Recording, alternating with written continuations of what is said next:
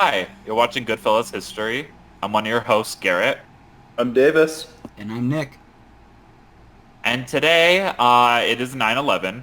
I, today while we're recording this, I'm not sure when this video is going to go up, but I kind of want to talk about 9/11 a bit. Kind of briefly go over, obviously, the event that took place, some of the aftermath, but then I kind of want to go in a more lighter, if you will, direction by talking about some of the conspiracy theories, and hopefully we can kind of lighten it up by just making fun of them. So, kind of Heck what I want to yeah. do today. All right. So, and I'm repping Wikipedia today for both articles. So, fight me. Wikipedia All scholar! right. All right. Okay. September 11th attacks. The September 11th attacks, often referred to as 9/11, were a series of four coordinated terrorist attacks by the militant Islamist terrorist group Al-Qaeda against the United States of America on the morning of Tuesday, September 11th, 2001. On that morning, four commercial airliners traveling from the northeastern... Can you guys still hear me? Yep. Mhm. Okay. Just making sure. Okay. Four commercial airliners traveling from the northeastern United States to California were hijacked mid-flight by 19 Al-Qaeda terrorists. The hijackers were organized into three groups of five hijackers and one group of four. Each group had each group had one hijacker who had received flight training and took over control of the aircraft. Their explicit goal was to crash each plane into a prominent American building, causing mass casualties and partial or complete destruction of the targeted buildings.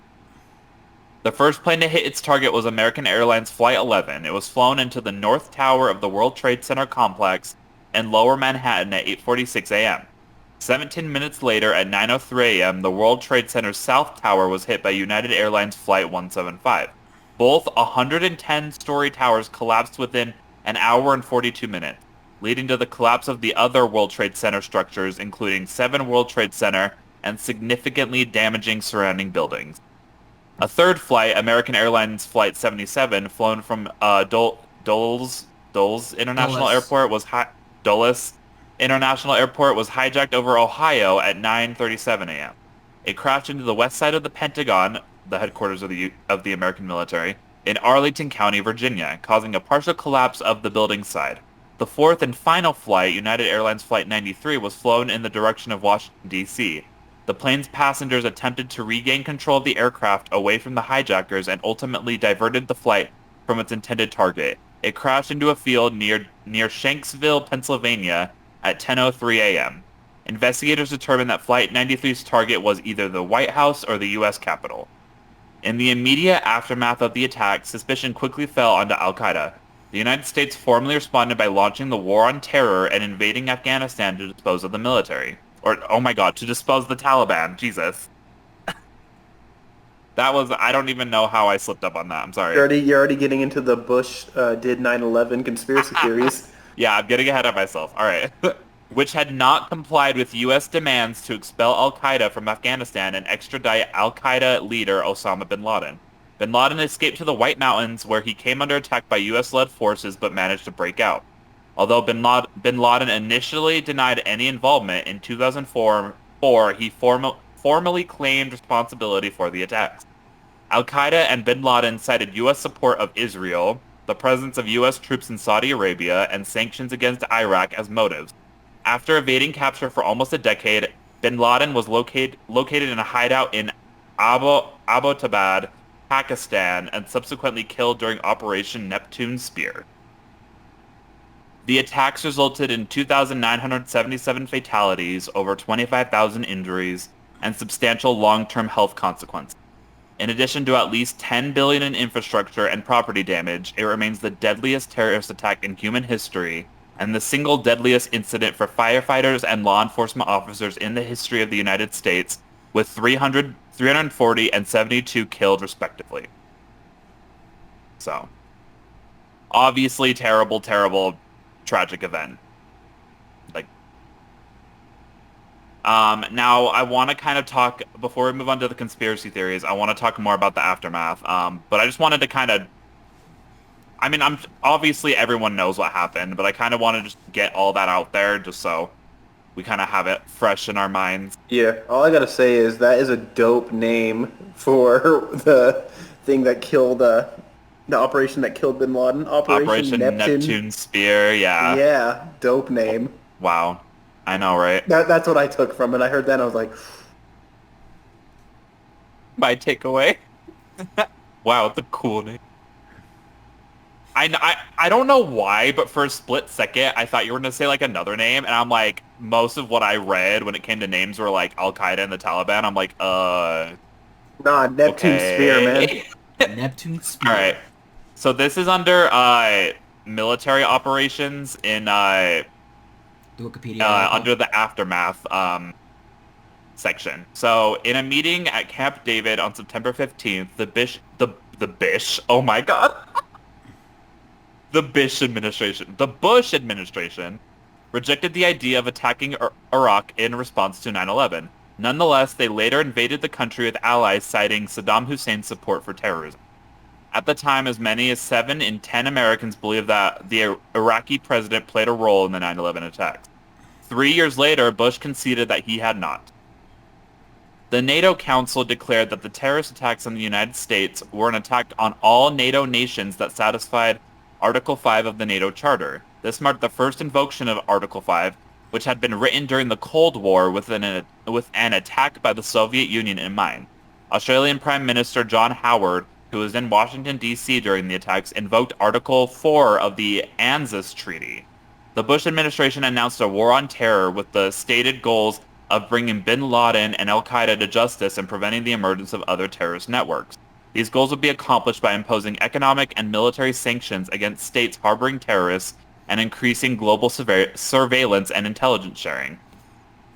On September 14th, 2001, the U.S. Congress passed the authorization for use of military force against terrorists. It is still in effect and grants the president the authority to use all necessary and appropriate force against those whom he determined planned, authorized, committed, or aided the September 11th attacks or who harbored said persons or groups. On October 7th, 2001, the war in Afghanistan began when U.S. and British forces initiated aerial bombing campaigns targeting Taliban and al-Qaeda camps, then later invaded Afghanistan with ground troops of the Special Forces. This eventually led to the overthrow of the Taliban's rule of Afghanistan with the fall of Kandahar on December 7th, 2001 by U.S.-led coalition forces.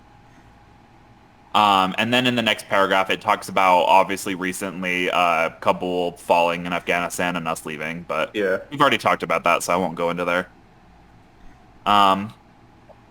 Now, I want to kind of go down to the cultural influence. So this is when the 9/11 conspiracy theories start, and then we'll get into that more in depth later. 9/11 conspiracy theories have become social phenomena despite lack of support from expert scientists, engineers, and historians. 9/11 has also had a major impact on the religious faith of many individuals. For some, it strengthened to find consolation to cope with the loss of loved ones and overcome their grief. Others started to question their faith or lose it entirely because they could not reconcile it with their view of religion. The culture of America succeeding the attacks is noted for heightened security and an increased demand thereof, as well as paranoia and anxiety regarding future terrorist attacks that include most of the nation. Psychologists have also confirmed that there have been an increased amount of national anxiety in commercial air travel.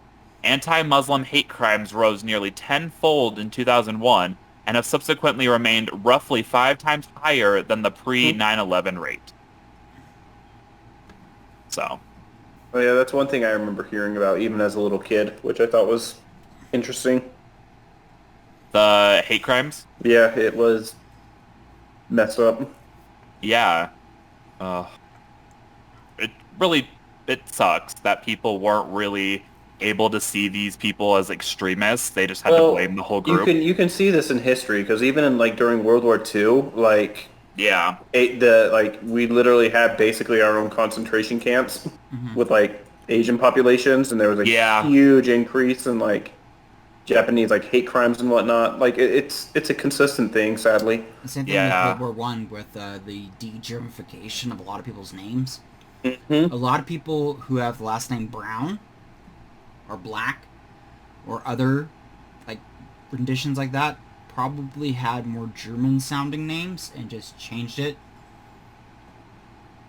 Don't make me want to do my family history. What the heck, man? Von Braun turned into just Brown. Hey, I kept my German last name, Oh. Ziegenhorn all the way. All right.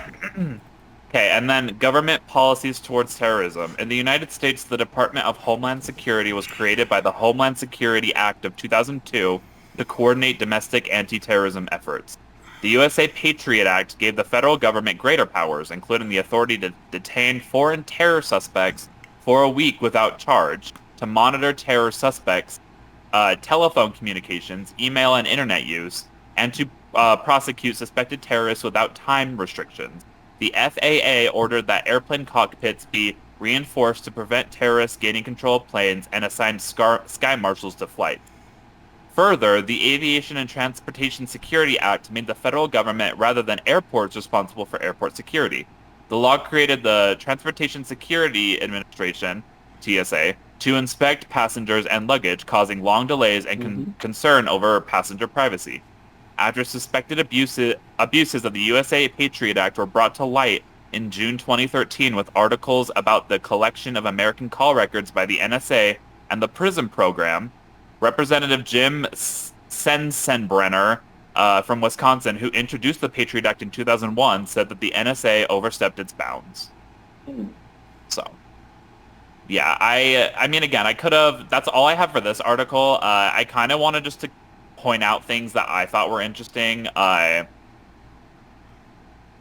So yeah, definitely.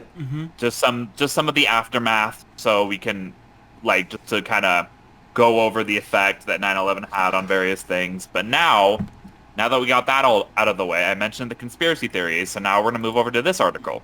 Hey, let's go. Get to the memes. So, yeah. How old were you when 9/11 happened? I was 2. 2? Davis? Yeah. Oh, God, let's see here. So 94 was when I was born. Let me do the math here. 2001, right? Mm-hmm. Yeah. Right. Yeah, so I was like 7. I was 11. So I remember all of it. Yeah, I was in I think first grade or second grade. I remember walking home and my mom was crying in the kitchen and I was just like, what? No. Did they show you as it was happening, did your teachers bring up I didn't actually see news? it, no. I hear many stories about kids who did see it. I did not. So I went to Cole Elementary when I was in Boise, and my 6th grade year we had this literal trailer that we had for our 6th grade class. I mean, it was a nice trailer, but it was basically a trailer out there, so we didn't have a TV installed in there already. So ours was the only class that didn't get to see it. But our teacher was absent that day, so we had a substitute. And he was this weird old dude. And he had the radio on and he was listening to it the entire time.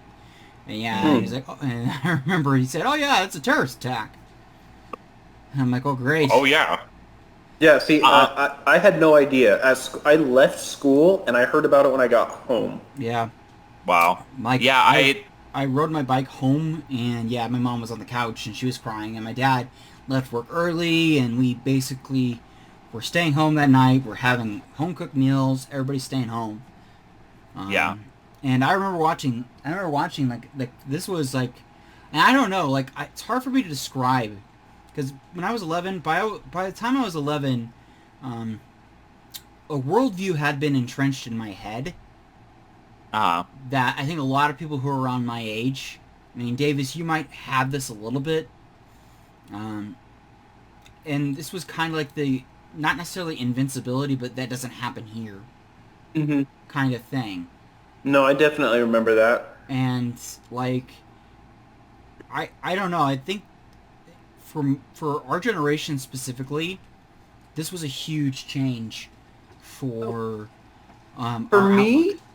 For me, it's interesting because my dad's side, his dad actually died in Vietnam.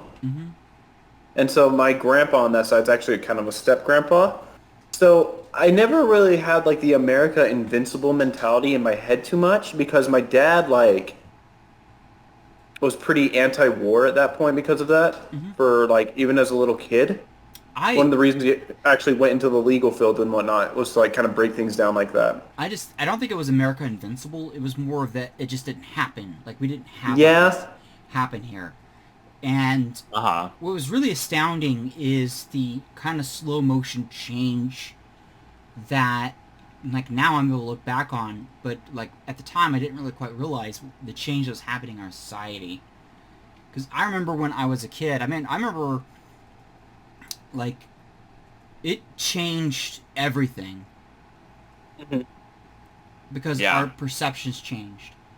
And like I don't know, like we've been at war since I was 11 years old. Yeah. Yeah. And like even now with Afghanistan being over, like we're still dealing with this. And Uh-huh. there's it's probably just like infantile nostalgia, but I really wish a lot of people had grown up in the period that I grew up, where we weren't at war. Like we weren't. Like the idea of Yeah. U.S. soldiers were stationed in bases, but they weren't in combat. Like American soldiers were stationed around the world, but they weren't in combat. There wasn't this constant fear of our soldiers being sent to someplace to die. Um, there was Yeah. this and there was this feeling of optimism. There was an energy of optimism of bold feeling that So you want to know what's very sad? The thing I remember the most with this was that they changed the Spider-Man 1 trailer mm-hmm, because originally it had the Twin Towers in it, and so they changed the trailer for mm-hmm. Spider-Man 1 after that. Mm. That's the most I can remember from Yeah. that. I Well, mean, as a kid, that's kind of what those type of things are what you remember. mm-hmm, Hmm. Um, Something interesting, again, like before we get into this, is that um like leading up to 9/11 this year, somebody pointed out, they were like, I can't believe that while it was going on, there were many teachers who were like in their classes showing kids kind of in real time what was going on, and a lot of them saw the second plane crash to the South Tower. And I'm in my head, I'm kind of just thinking, because one guy was just like, why would they do that? And in my head I was like, I mean, imagine like how kind of traumatic it is to see, because they saw people jump from the buildings to their death. They saw the plane crash into the tower. They mm-hmm. saw the towers like collapse, and you're in school. Like, I gotta say, just like, kind of watching this. well, I think that the reality is, like, for me, it was the first time I ever really hated somebody. So I don't know, like, it's a weird thing. Like hatred that was born that day, I had never experienced, Yeah. and I have never witnessed anything like it. Uh-huh. Like the unification of that rage is astounding. Yeah. Like and I don't know, like, and I was 11, so I was in the adult room. Like my little brother, like they tried to steer my little brother away from it because he was like what 5 at the time, 5 or 6. So they didn't want him Uh-huh. like completely absorbed into it. But like there was a change immediately in my family, because my dad and my mom used to be more pacifist Hmm. too. I think that a lot of people were. I think that the idea of America going to war really wasn't jiving with them. But this changed that. A switch was flipped in our parents' generation, even more so than our generation, um, that I witnessed, like I firsthand. think, yeah, and I think this is why, like, I don't have as much of like an emotional feeling with this, is because my dad was so anti-war that this didn't actually change him that much. It changed the rest of my family, like Mm-hmm. extended family, and he would argue with them about it. But his stance still was the same of Mm-hmm. anti-war.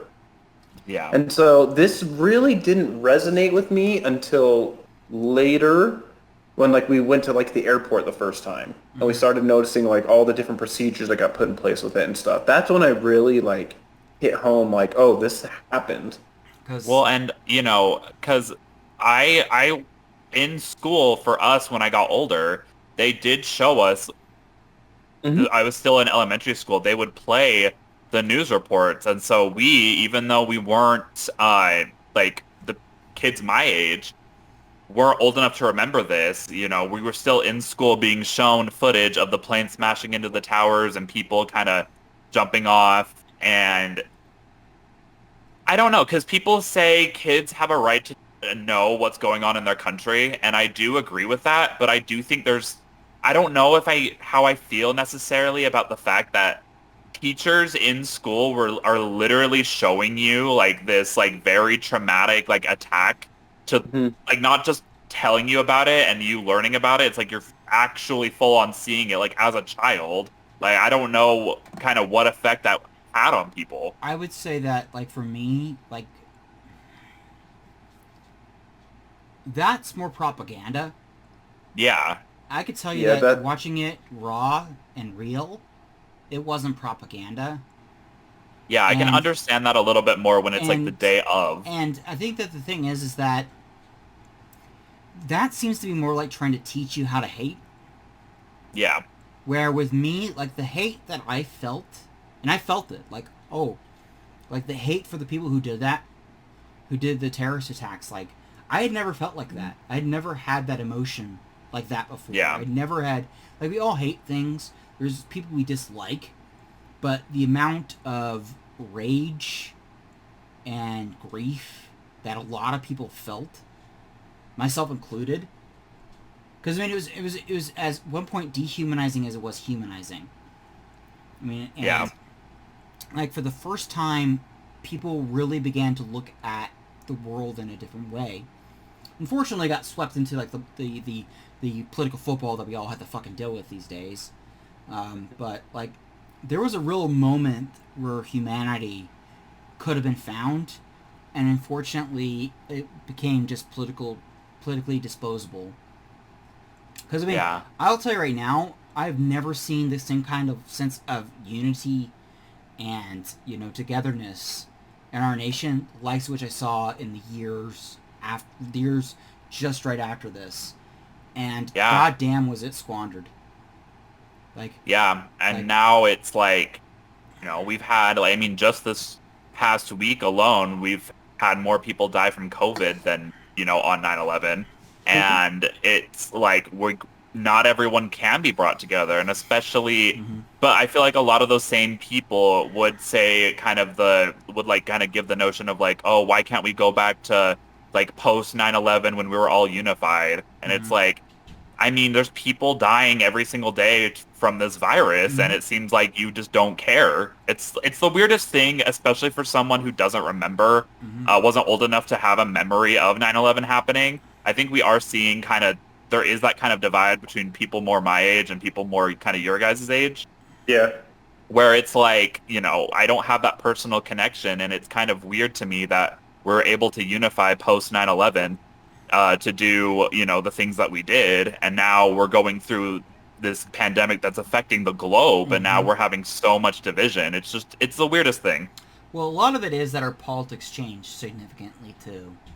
Yeah. So in reality, 9/11 is going to go down as the moment that the seeds of fascism were replanted in our country, and Yeah. goddamn was it fertilizer. As these Uh-huh. theories are going to show. Yeah. Yeah. So maybe we can, Let's if you jump guys into want, it. we I'm can ready. move on. Let's get into the I, memes. yeah. Because All right. I just came up with my own 9/11 conspiracy theory, by Okay, the what way, is it? so I'll hit you guys up with it. All right. 9/11 was all a corporate instigated thing to try and rebrand French fries as freedom fries. Oh my Those God. bastards. They failed. The whole Wow. plot was that they were trying to rename it so they could sell a new brand of French fries. Oh my God. And that's why 9/11 happened. I'm glad I wasn't around for that either. Calling French fries freedom fries. That's so crazy to me. That's like literally what the fuck. Stupid. Well, it's because the U.S. was really mad at France for not joining us in our Yeah. occupation. Even though French fries weren't even invented in France, they just Yep. have the word French in it. they were just, we were It's just just really jingoism. salty. They called they called the hamburgers idiot sandwiches in France. True, I forgot about that. So Oh like my they gosh. had their fresh, they had their fresh memes too. Yeah. And All right, let's... go Oh, ahead. sorry. I was just gonna Go say, ahead. like, I remember this as one of the more pettier moments in human history, because like Yeah. a lot of people give Germany, France, and Russia a lot of credit, but the reason why they were all vested in the United States not getting in war with Iraq was not for humanitarian reasons. It's because their systems that they had set up, where they were benefiting off of exploiting the Iraqi oil supply, would have been disrupted. Sure, yeah. So I don't know. Um, I'm cynical. Go ahead, Garrett. all right, let's get into this. And we can laugh at some people. All right. Okay. So, 9/11 conspiracy theories. There are many conspiracy theories that attribute the planning and execution of the September 11th attacks against the United States to parties other than or in addition to Al-Qaeda, including that there was advanced knowledge of the attacks among high-level government officials. Government investigations and independent reviews have rejected these. Proponents of these theories assert that there are inconsistencies in the commonly accepted version, or that there exists evidence that was ignored, concealed, or overlooked. The most prominent conspiracy theory is that the collapse of the Twin Towers and 7 World Trade Center were the result of controlled demolitions rather than structural failure due to impact and fire. And I would say, like, even before I was researching this, that I would say that that's the only one I really heard of was the whole, there were, like, controlled demolitions instead of the structural, like, failure. So... another Yeah. prominent belief is that the Pentagon was hit by a missile launched by elements from inside the U.S. government, or that a commercial airliner was allowed to do so via an effective stand-down of the American military. Possible motives claimed by conspiracy theorists for such actions include justifying the invasions of Afghanistan and Iraq, even though the U.S. government concluded Iraq was not involved in the attacks, to advance their geostrategic interests, such as plans to construct a natural gas pipeline through Afghanistan. Other conspiracy theories revolve around authorities having advanced knowledge of the attacks and deliberately ignoring or assisting the attacker. See, that was the one I heard the most. Yeah, Bush did 9/11. Mm-hmm. The National Institute of Standards and Technology, NIST, and the technology magazine Popular Mechanics have investigated and rejected the claims made by 9/11 conspiracy theorists.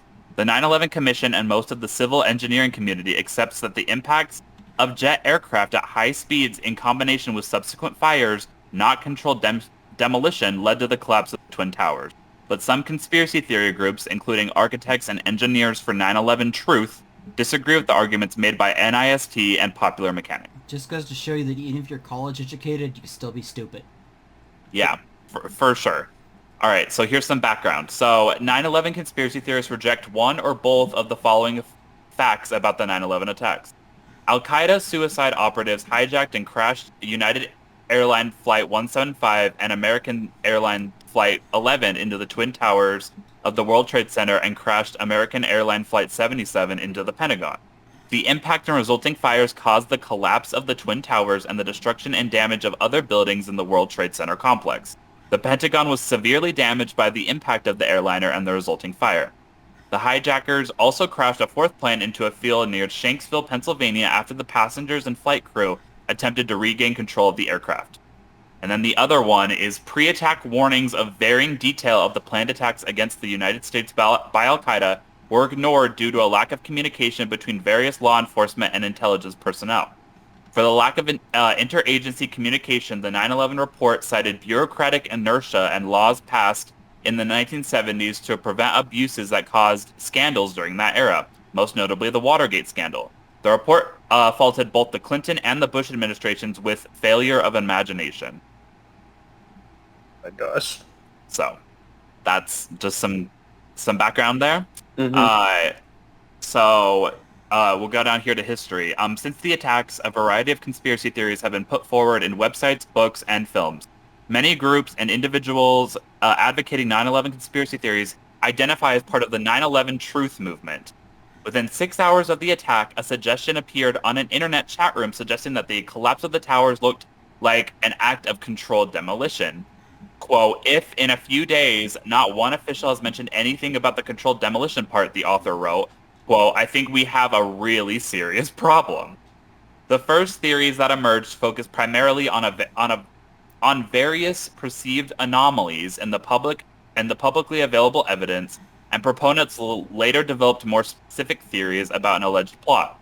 One false allegation that was widely circulated by email and on the web is that not a single Jew has been killed in the attack, and that therefore the attacks must have been the work of the Mossad, not Yeah. Islamic terrorists. You Yep, gotta get that anti-Semitism there. here comes the anti-Semitism. You notice- Incredible. Yeah, gotta love, the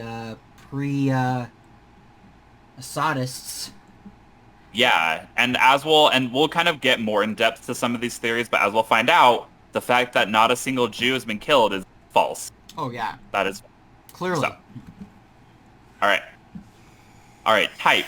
The most prominent conspiracy theories can be broadly divided into three main forms. LIHOP, let it happen on purpose, suggests that key individuals within the government had at least some foreknowledge of the attacks and deliberately ignored it or actively weakened United States defenses to ensure the hijacked flights were not intercepted. Yeah, Similar pushed to 9/11. Yeah, similar allegations were made about Pearl Harbor. So we've seen this before.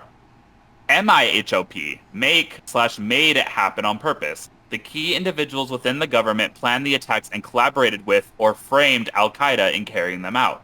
There is a range of opinions about how this might have been achieved. And then you have others who reject the accepted account of the September 11th attacks, are not proposing specific theories, but try to demonstrate that the U.S. government's account of the events is wrong. This, according to them, would lead to a general call for a new official investigation into the events of September 11, 2001. According to Jonathan Kay, managing editor for comment at the Canadian newspaper National Post, and author of the Among the Truthers, A Journey Through America's Growing Conspiracist Underground, quote, they feel their job is to show everybody that the official theory of 9/11 is wrong. And then, when everybody is convinced, then the population will rise up and demand a new investigation with government resources, and that investigation will tell us what actually happened. Hey guys, I got a crazy idea. There's this building burning down. Let's piss on it and see what happens. Yeah. My God. Oh, I got electrocuted. Yeah. All right, now we're going to get into more specific regarding the theories, so get ready. Let's go. Give me the memes. Yeah, so some of them I'll spend a little bit on. Other ones I'll go kind of more in depth, and some there's a lot here. We'd be here for like hours if I did them all, but... So here we go. So foreknowledge. Conspiracy theorists claim that action or inaction by U.S. officials with foreknowledge was intended to ensure that the attacks took place successfully. For example, Michael Meeker, former British Environment Minister and member of Tony Blair's government, said the United States knowingly failed to prevent the attacks. Lovely. So that's the foreknowledge. What do you guys think about that? Maybe Mr. Meecher seems to be kind of sad, seeing as he worked for Tony Blair. I don't know anything about Tony Blair, but Not good. I believe you. Not good. Yeah. All right. I mean, I really don't think that the United States could have prevented it, that they had enough knowledge to prevent it and they just chose not to. Could have? I really don't buy that. I think that they could have, but here's the thing. Nothing like this had ever happened before. Yeah, this was like the first of its kind. So a lot of the things that had prevented other attacks from taking place were based off of failures that took on in this one. So unfortunately, it was not inevitable, but the likelihood of it happening was increased dramatically due to the fact that, we have problems getting people getting vaccinated right now with a disease that's actually killing them right now. Yeah. Imagine if the Bush administration in 2001 came out and said, hey, we're going to postpone all flying. Oh, yeah. So, there would have been a backlash, and and unfortunately, had they been successful, there would have been no terrorist attacks, and people would be saying, oh, look, they made up me lose my flight, and nothing happened. Mm-hmm. Yeah, that's fair. So, yeah.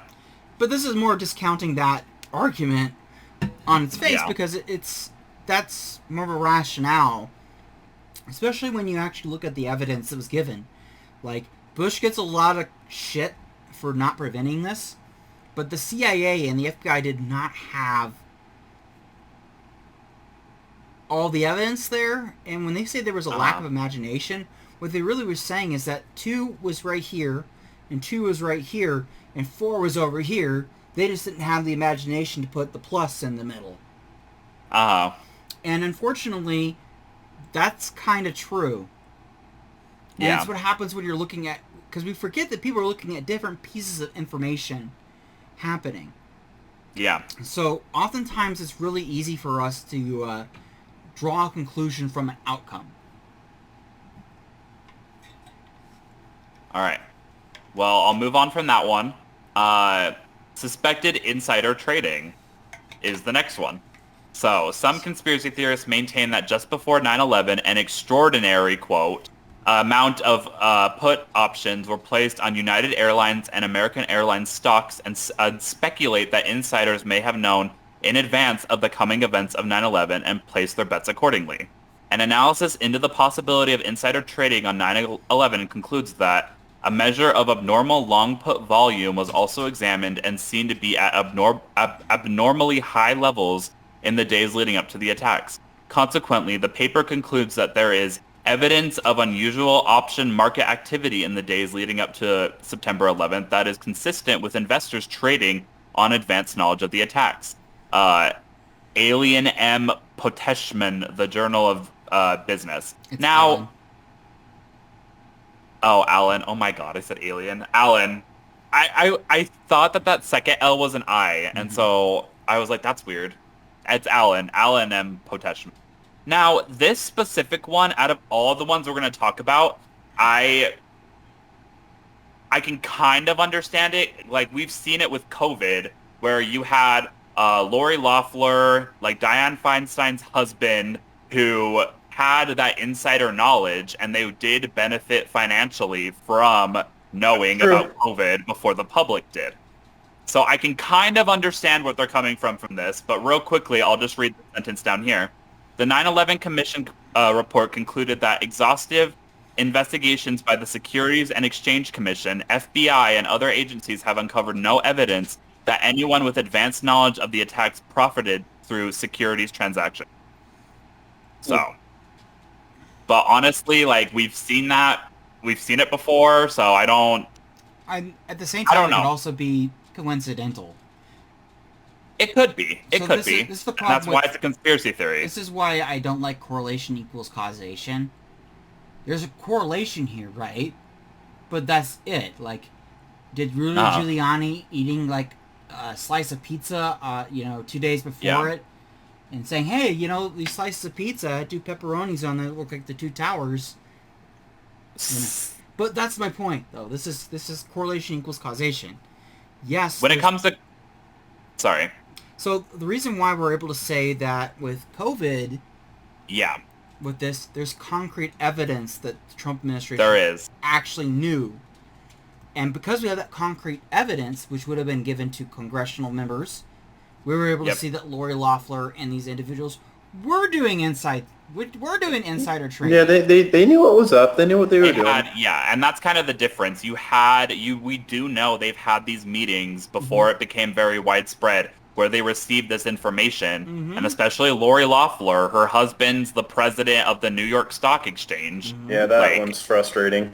She, totally, that's not even, and again, but, that's kind of the difference between a conspiracy theory and something like that. There's legit evidence. It's not just speculation. So, all right. Okay, the next one, air defense stand-down theory. A common claim among conspiracy theorists is that the North American Aerospace Defense Command, NORAD, issued a stand-down order or deliberately scrambled fighters late to allow the hijacked airplanes to reach their targets without interference. According to this theory, NORAD had the capability of locating and intercepting planes on 9/11, and its failure to do so indicates a government conspiracy to allow the attacks to occur. Conspiracy theorist Mark R. Elsis says, there is only one explanation for this, ... Our Air Force was ordered to stand down on 9/11. My gosh. They're so Whereas, dramatic. whereas we actually did postpone military involvement on the Capitol riots. Yeah. And then we'll kind of go into debunking this in these next few parts. So one of the first actions taken by the hijackers on 9/11 was to turn off or disable each of the 4 aircraft's on-board transponders. Without these transponder signals to identify the airplane's tail number, altitude, and speed, the hijacked airplanes would have been only blips among 4,500 other blips on NORAD's radar screens, making them very difficult to track. Yeah, I don't think people realize how many flights happen every There's a fucking day. shit ton. Every minute, there's flights everywhere. You I live by an airport, you see them coming and going all the time. I love this logic too. There's only one explanation for this. Our Air Force was ordered to stand down on 9/11. Dot, Okay. dot, dot. Okay. Let's say Pause for effect. let's say we do scramble the jets. What the fuck are they going to do? Yeah. Shoot down a plane? Yeah. That's killing those people? I mean, I don't know, but it's just ridiculous. So either way, The one and either only way, thing. it's a lose-lose, right? So either way, people are going to die. These routes are over debris. You shoot down a plane, shit's still going to fall down. Yeah. And more people are going to die. Yeah, Plus, at there's that possibility of point, fires. I mean, at that point, if you knew the intent of the hijackers, which again is like it's a pipe dream for them to have all that information right at the beginning. But obviously, if they were to know, hey, this is going to crash into the World Trade Center to kill a ton of 3,000 people, yeah. they probably would shoot down the plane. Probably. There's But probably that's not orders. impossible to know all of that. Well, at the time, especially since nothing like this had ever happened before. Yeah. So, Yeah, planes have been hijacked in the past, but it's never like crashed into like a Building like building, that, yeah. as far as I know. plane hijacks All right. oftentimes resulted in them being dropped off at an airport and having, demands being met. In fact, there's pamphlets handed out by said airline agencies with the full support of the United States government to be as passive as possible with the terrorists who are seizing control of the plane, because nobody wants anybody to get hurt, and this was believed to be the motivation of these activities. This was completely different, turning these planes into suicide bombs, basically. Was radically different. So at the time, there was no procedure of, if a plane gets hijacked, scramble the jets, because most likely they're going to have to land somewhere. We don't want anything getting out of hand. And let's hear what they have to say. And our politicians get to say we don't negotiate with terrorists, but we'll negotiate with them, and we'll move on. Yeah. All right, real quick, I want to read this last paragraph for this theory. The longest warning NORAD received of the hijackings was some 8 minutes for American Airline Flight 11, the first flight hijacked. So only 8 minutes. The FAA alerted NORAD to the hijacked Flight 175 at just about the same time it was crashing into the World Trade Center South Tower. The FAA they definitely notified... could have scrambled the jets for that. Yeah, that would have done something the minute it crashed into it. The FAA notified NORAD of the missing, not hijacked, Flight 77 3 minutes before it struck the Pentagon. NORAD received no warning of the hijack of United Flight 93 until 3 minutes after it had crashed in Pennsylvania. So they just had no time to really do anything. Well, most of these conspiracy theorists, they think of this like happening over hours. Yeah. Like, this was a matter of around 15 minutes. Yeah. Within 15 minutes, all of a sudden we realized all hell broke loose. Yeah. Again, they really didn't have like hours to come up with a strategy, get information, like it super duper quick. To the war room. Yeah. All right. Let's move on here because I still got a few to go. All right. So we're going to be talking about the World Trade Center itself. The plane crashes and resulting fires caused the collapse of the World Trade Center. Controlled demolition conspiracy theories say the collapse of the North Tower, South Tower, or of 7 World Trade Center was caused by explosives installed in the buildings in advance. Demolition theory proponents such as Brigham Young University physicist Stephen E. Jones architect Richard Gage, software engineer Jim Hoffman, and theologian David Ray Griffin argued that the aircraft impacts and resulting fires could not have weakened the buildings sufficiently to initiate a catastrophic collapse, and that the buildings would not have collapsed completely, nor at the speeds that they did, without additional factors weakening the structures. In the article, active thermotic material discovered in dust from the 9/11 World Trade Center catastrophe, which appeared in the Open Chemical Physics Journal, authors Niels Harrit of the University of Copenhagen's Department of Chemistry, Jeffrey Ferrer of Brigham Young University's Department of Physics, here in Brigham Young University a lot, and astronomy Stephen E. Jones. Oh, no. And physics and astronomy, excuse me. Stephen E. Jones and others state that thermite and nanothermite composites in the dust and debris were found following the collapse of the buildings. The article contained no scientific rebuttal, and the editor-in-chief of the publication subsequently resigned. Leave it to a Mormon. I know, like, what the freak, BYU? You're not giving us your best. All right, and we're gonna get into here why that theory is freaking bogus. So, the National Institute of Standards and Technology (NIST) concluded the accepted version was more than sufficient to explain the collapse of the buildings. NIST and many scientists refused to debate conspiracy theorists because they feel it would give those theories unwarranted credibility.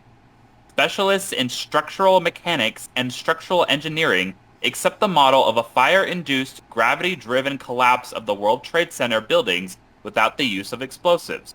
As a result, NIST said that it did not perform any tests for the residue of explosive compounds of any kind in the debris. Soon after the day of the attacks, major media sources published that the towers had collapsed due to heat melting the steel. The erroneous claim that the combustion temperature of jet fuel could not melt steel contributed to the belief among skeptics that the towers would not have collapsed without external interference. The basic claim is false because the combustion temperature of kerosene, jet fuel, is in fact more than 500 degrees Celsius higher than the melting point of structural steel, 2,093 Celsius versus less than 1,539 Celsius. Yeah, this one can melt steel. This one always got me because honestly, in all actuality, I don't think people realize how quickly like steel and metal will melt in heat. Like fire can get hot, like crazy hot and things like this. Well, why do you think buildings collapse when there's fires? Yeah. It's not because they're made out of wood. There's a lot of metal in houses. There's a lot of steel in houses. Yeah. Timber being the primary support for houses is like even centuries ago. Like wasn't like since the 1880s you've been using steel as the primary frame of the house. Mm-hmm. Uh-huh. So okay. I am a nerd and I love studying metal. I love studying metallurgy. I love studying steel. Okay? Fortune and fire is my shit. And let me explain something to you. When you introduce metal to heat, you are beginning to change the structure of that metal. So even if the heat didn't melt, it's going to soften it. It's still going to disrupt that structure. Mm-hmm. Now, you have thousands upon thousands of pounds of weight on top of that structure. Yep. Okay? That's unstable. Now, I don't know why any jackass thinks that jet fuel can't burn steel. I don't get it. Like, if you put a piece of steel in a fire, just a basic fire, one that you just have at your campfire, it's going to disrupt it, and it could potentially melt it. Yeah, this is interesting, by the way. Look at the picture in the top left. Mm-hmm. So I didn't know this, but apparently they had to do excavating equipment was cooled by water spray due to concerns about it melting from underground fires. Yeah. That's crazy. Hey guys, guess what? Heat is hot. Yeah. Well, and what you were saying, Nick, is actually the first sentence of, or just this next paragraph. So further, NIST did not claim that the steel melted, but rather that heat softened and weakened the steel, and that weakening, together with the damage caused by the plane's impacts, caused structural collapse. NIST reported that a simulation model based on the simple assumption that combustible vapors burned immediately upon mixing with the incoming air showed that, quote, at any given location, the duration of gas temperatures near 1,000 degrees Celsius was about 15 to 20 minutes. The rest of the time, the calculated temperatures were 500 degrees Celsius or below. So, yeah, it isn't that they just melted and then that was it. It's a combination of factors. And then in this next sentence, it says, since 9/11, at least 2 steel-framed high-rise buildings have collapsed solely due to fires. The Plasco building in Tehran, Iran, on January 19th, 2017, and the Wilton Paes de Almeida building in Sao Paulo, Brazil, on May 1st, 2018. So it can happen. It can. Like, Yeah. it's because, guess what? Okay, you're dealing with gravity. Mm-hmm. The fire did not cause the buildings to collapse. Gravity did. People don't understand that that each one of these levels has weight. Okay? Yeah. And I am. Yeah, and then once it gets started, I mean, it's all gonna come tumbling with it, even the levels below, because it's having inertia. all of that weight just come down on it. It's and inertia. That inertia, yeah. And it starts feeding on itself because that weight is now a single force. Yeah. All it requires is a little bit of... It's like flipping Jenga, okay? Yeah. I don't get this. Man, I am not high enough for this conversation. You know what? Right. What, Nick? I love you guys. I would love to do an episode high. That sounds amazing. I'm just laughing at BYU. That fucking sent me to the stratosphere. I saw that and I'm like, oh. BYU. They can keep their milfs. New conspiracy theory. They need to close. It wasn't a Jewish space laser. It was a Captain Moroni missile. Oh my god. All right, we're going to move on from that. So, hijackers. During the initial confusion surrounding the immediate aftermath of the 9/11 attacks, the BBC published the names and identities of what they believed to be some of the hijackers. Some of the people named were later discovered to be alive, a fact that was seized upon by 9/11 conspiracy theorists as proof that the hijackings were faked. The BBC explained that the initial confusion may have arisen because the names they reported back in 2001 were common Arabic and Islamic names. In response to a request from the BBC, the FBI said that it was confident to have identified all 19 hijackers and that none of the other inquiries had raised the issue of doubt about their identities. The New York Times also acknowledged these as cases of mistaken identity. According to John Bradley, the former managing editor of Arab News in Jeddah, Saudi Arabia, the only public information about the hijackers were a list of names issued by the FBI on September 14, 2001. When the FBI released photographs 4 days after the cited reports on September 27th, the mistaken identities were quickly resolved. According to Bradley, quote, all of this is attributable to the chaos that prevailed during the first few days following the attack. What we're dealing with are coincidentally identical names. In Saudi Arabia, says Bradley, the names of 2 of the alleged surviving attackers, Syed al-Ghamdi and Walid al-Shari, are, quote, as common as John Smith in the United States or Great Britain. According to Thomas Keane, chair of the 9/11 Commission, 16 of the 19 shouldn't have gone into the United States in any way at all because there was something wrong with their visas, something wrong with their passports. They should simply have been stopped at the border. That was 16 of the 19. Obviously, if even half of those people had been stopped, there never would have been a plot.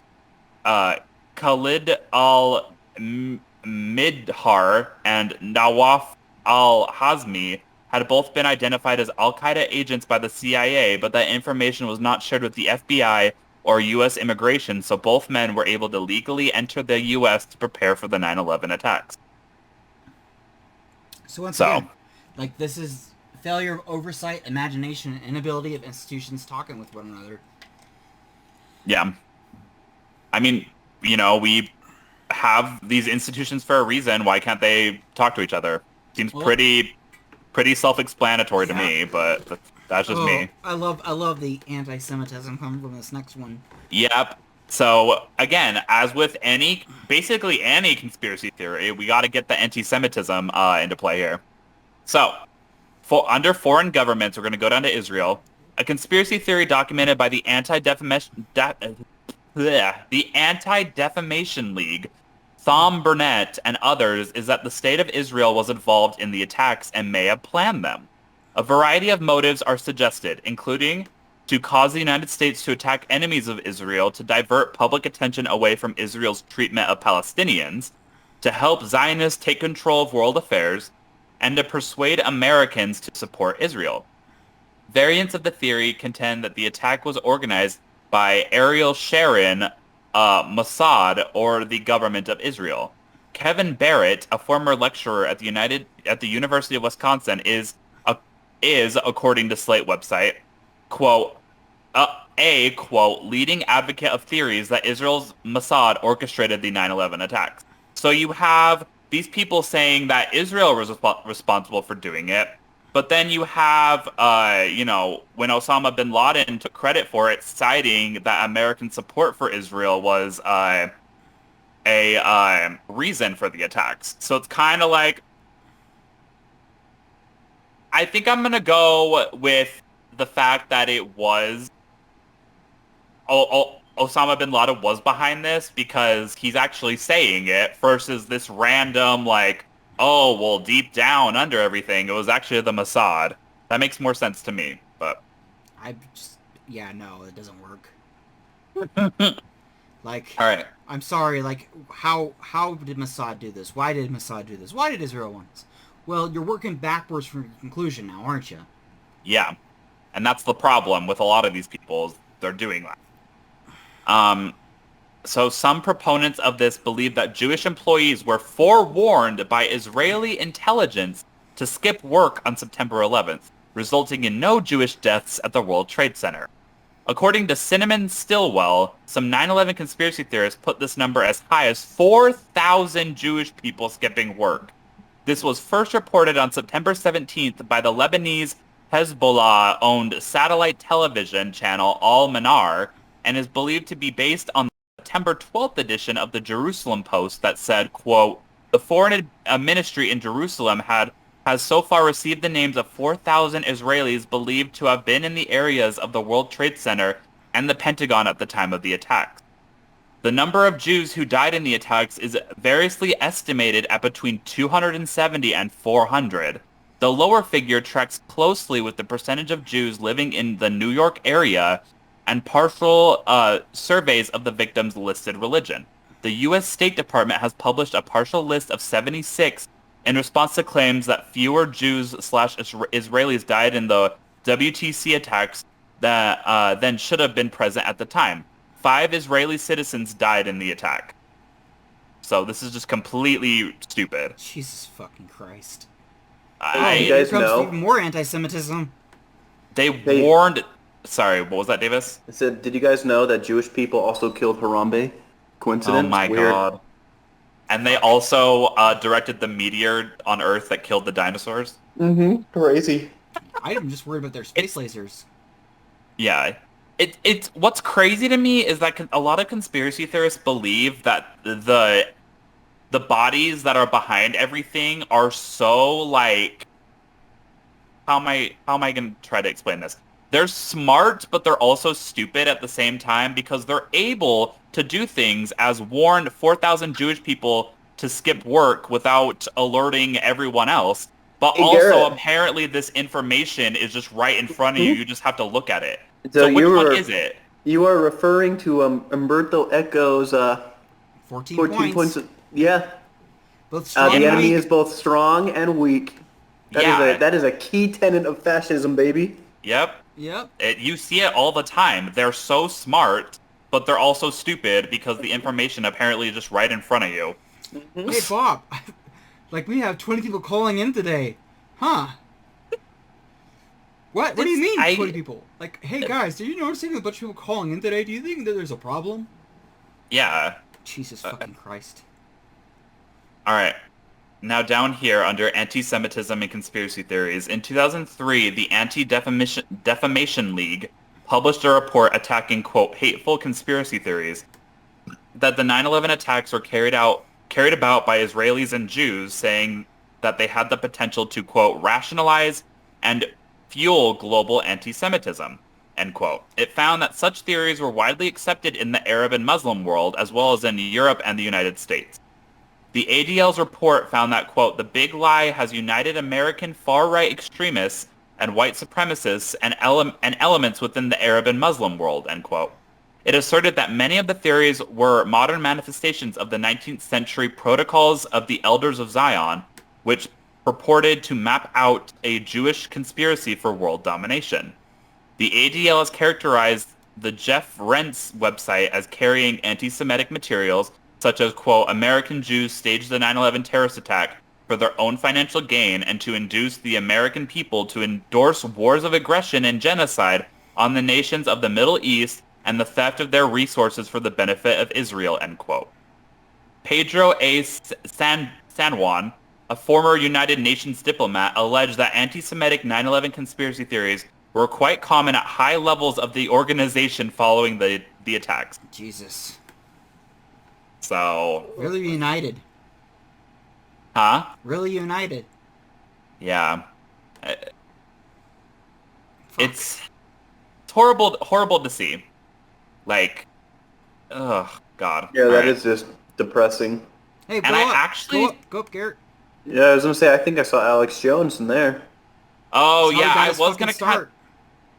Yeah, so I can read these first few paragraphs. So many individuals and organizations that support or discuss 9/11 conspiracy theories consider themselves to be part of the 9/11 truth movement.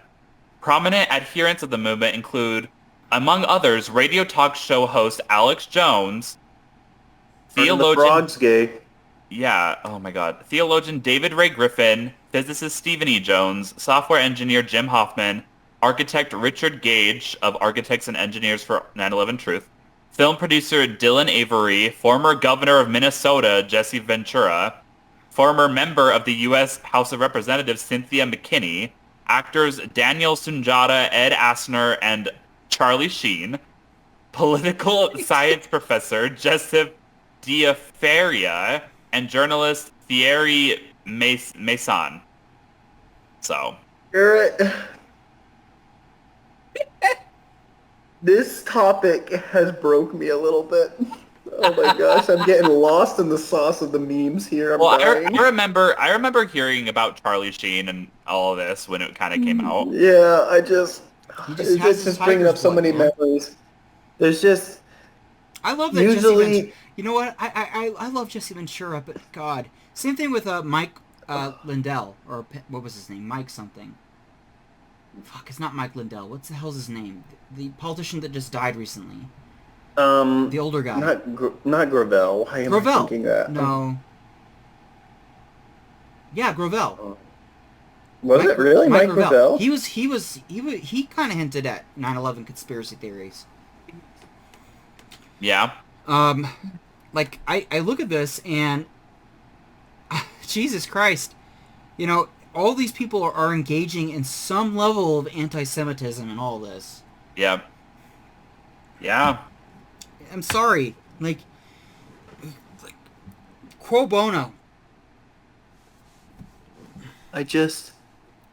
Usually I'm in a meme deficit, so it's like when the dehydrated man in the desert suddenly gets tossed in the ocean. I'm drowning. I'm drowning in these memes right now. It's killing Scholars me. for 9/11 Oh God. truth. Scholars for 9/11 truth and justice. Oh, Jesus I'm Christ. definitely gonna peep that. Holy shit, this is insanity. Mm-hmm. Fuck me. I feel like I'm Yeah. I'm like watching the alien thing on like Discovery Channel. I love like just how stupidity can like ingrain everybody. This is yeah. If you're in the same boat as Alex Jones on any issue, you really need to question it. I'm not saying it's I impossible. think you need some like mental assistance. I'm not Honestly, saying it's the fact- impossible, but god damn, like you gotta Honestly, really just the question fact that yourself. both Alex Jones and myself have to breathe to survive is already a stain on my honor. Like, Oh my God. So yeah, that's kind of all I have. I mean, there's some things I didn't go into because I didn't want the segment to be super big. But that's basically the theories that I thought were kind of the most interesting to talk Oh, about, and how I think another thing that frustrates me though is that I feel like once you start believing, because I've known like there are people who believe in 9/11 conspiracy theories, and for a while I was like, whatever.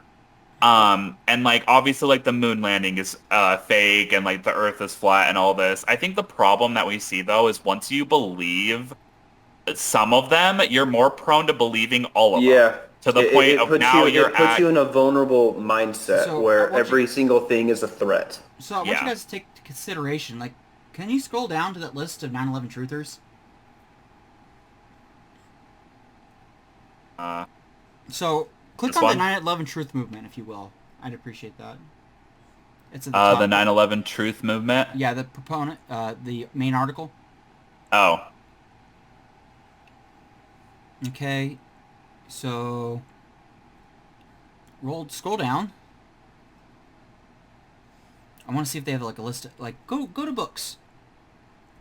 go to books. Yeah. Where's that?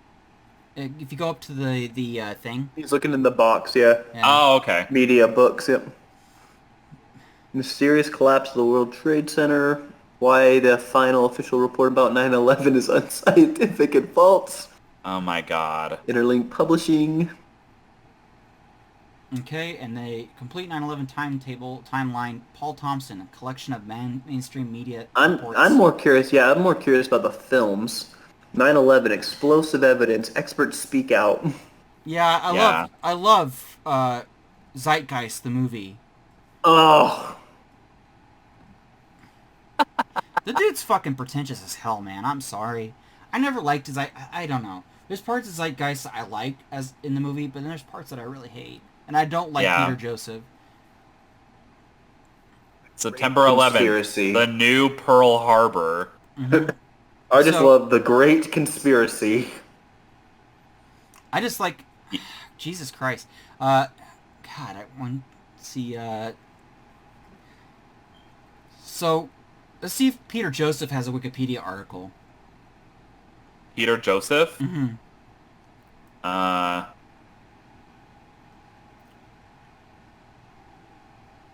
oh God, I'm typing that wrong. Yeah. Yeah, right. He's down. Yeah. Okay. Oh my God. The human rights movement. Go and roll down. Let's see what we got. So he has a Zeitgeist. There's more shit that he's done. Oh, he's friends with Abby Martin, which is not Occupy movement, like with Tim Pool. Yeah. God, there's so much more. If references go down. I kind of want to see if what his guy's opinion on Syria is. Oh, I don't. Yeah. Yeah. Like, but the thing is, like, this is just Assadism. So Yeah. some of the reasons why I'm so hard on Assadists is because they're 9/11 truthers. This is the natural progression of this. Yeah, To where I just think that there's a reason, like QAnon people are down so many rabbit holes, while you see like the crystal healing people are also tend to be like truthers and whatnot as well. Mm-hmm. When you are vulnerable in a conspiracy theory, you're vulnerable to more because you're more willing to bend truth to fit narratives at that point.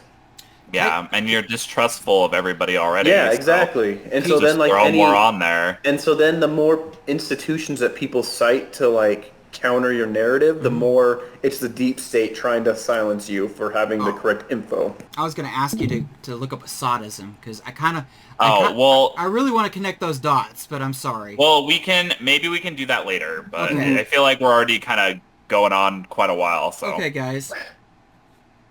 all right. Do you guys have any final thoughts? Oh my gosh. Well, I guess I'll just go off now. As much fun as it is to go into memes and whatnot, as you could tell, my mental state is shattered at this point, and that's because like I think it's really fun to make fun of these people and whatnot. I have always been a pretty big proponent of like trying to find like truth in life, though. I think it's why I was so hard on religious people back when I had my big like anti-religious phase. Why I really wanted to find out what was like the truth for me on that and whatnot. Because I think it's important to have as much info as possible. So this kind of stuff always bothers me. Well, Like it really gets to me. I think it's fun and all to make fun of them, but Yeah. I kind of fuck, wonder dude. where the overlay of Gamergate and 9/11 trutherism, um, and Assad apologism and Gamergate and 9/11 trutherisms. Yeah. And if you're willing to believe one conspiracy theory, you're willing to believe others because it's based off the same lack of logic. Well, I It's- bet you That's- like most truthers also think aliens helped build the pyramids. Like, quite Maybe frankly. it's possible. Yeah. They kind of have that Like, vibe, don't they? fuck. Well, yeah, it's like, and I didn't used to necessarily think that. I used to think there were the fun, in a sense, conspiracy theories, and then obviously the ones that weren't so great. But I think, again, you see a lot of this like anti-Semitic like tropes in almost all of these conspiracy theories. And so once you get kind of wrapped up in the more like quote unquote like funsy ones, I feel like you're more at risk of following freaking QAnon and freaking all this other bullshit. It's not even just the anti-Semitism, which is already horrendous, and anyone who does that should be ashamed. But the reason I mentioned the pyramid one in particular, or if you look at Stonehenge, like there's tons of different things around that and stuff. The reason the pyramid one's a big one is that they align somewhat with magnetic north, from what I remember, or like the North Star. It's one of those two. And people said they wouldn't have had knowledge about that, and so the aliens helped construct it. And I'm like, that really almost devalues like humanity in a sense, because I'm like, man, like we've made scientific achievements and like progression through math and just all these other like things that really took a long time to formulate. And so I'm like, that really almost devalues those like discoveries because of that. That's the thing. That's my problem. That's my problem with this, is that it devalues. You are applying. This is where you're working backwards from your conclusion. We don't know why the Egyptians built the pyramids the way they did, because they didn't really write about it. What they did say when they wrote about it was that they were burying their pharaohs. Yeah. So why would they lie about it? Yeah. I mean, and you have people put their like time and energy, and we have institutions in place that investigate these things, like, formulate them in an organized manner and then share it with the public. And then you're like, no, I don't believe that. It's like, then why investigate anything? Let's just let everybody believe what they want. Like, it's literally the gods. It's the god of the gaps. So, why does gravity exist the way it does? Well, we know now why gravity exists, but before there had to be a explanation for it. Well, there must be spirits forcing these things to the earth. Yeah. I don't know. It just happened. Well, but that's just it. We're pattern-seeking creatures, so we need explanations for this. I mean, this is one of the reasons why we see faces in cars, right? Yeah. So it's understandable.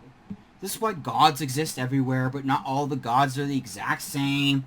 So is it more rational to believe that interdimensional or interstellar beings came to our planet just to assist us in building a fucking pyramid out of stone? Why wouldn't they stick around? I mean, they came all this way. And then it leads to another question of, you're trying to rationalize. It's much easier to rationalize human behavior than the behavior of an entity that we don't have any contact with. So why would I'm more likely to believe in the Greek gods than aliens coming here and helping us build a pyramid. Yeah. Well, and that's kind of, again, that's kind of why, like, when we think back to when, kind of the Bible was made, and again, I don't want to, like, go on, like, an anti-religion rant, but it's like, it made a lot more sense back then why people would believe that, because there were a lot of gaps in our understanding of many things. But now, like, in 2021, people still really hold that in like such high regard to explain certain things, and I'm like, Yeah, I mean, again, and this is, I guess, what I'm trying to come to is like we still have people who think the Earth is 6,000 years old and whatnot. But for and that it's me, flat. like, I don't know. For me, I'm pretty jaded in like my worldview now. Like, I don't think there's a lot of good things about this life sometimes. But one of the good things that we do have still is like human innovation. And I feel like a lot of Yeah, this really devalues that. And yeah, that really bothers me. So That really bothers me. as a closing argument for me, I'd say that what this really is just a sign of what sociological and psychological trauma people went through. So, like, the reality is, most of these people that hold these really shit opinions probably held these some form of these opinions before, but it's now a way for them to justify their shit opinions using a tragedy or a traumatic episode. And so yeah. this is their way of explaining this to themselves at the same time that they are basically making these erroneous arguments. Because I'm going to be willing to bet most of the anti-Semites and anti-Israeli sentiments that are being held by those people were sentiments that they held before 9/11, Yeah. and that more shaped their perspective on things than anything else. And this I is a can see common that. trend. This is a common trend throughout most conspiracies. This is the reasons why anti-Semitism is a common thread, and it's because anti-Semitism is a common reality that exists in our society. Yeah, I don't disagree with that. I think that is a solid analysis, actually, of the Yeah. situation. Yep. All right. We have anything else? All right. Well, I don't have anything else. So if you enjoyed watching what you have seen here, be sure to like, comment, and subscribe. And we will see you in the next video. I Bye, guess. guys. Bye, guys.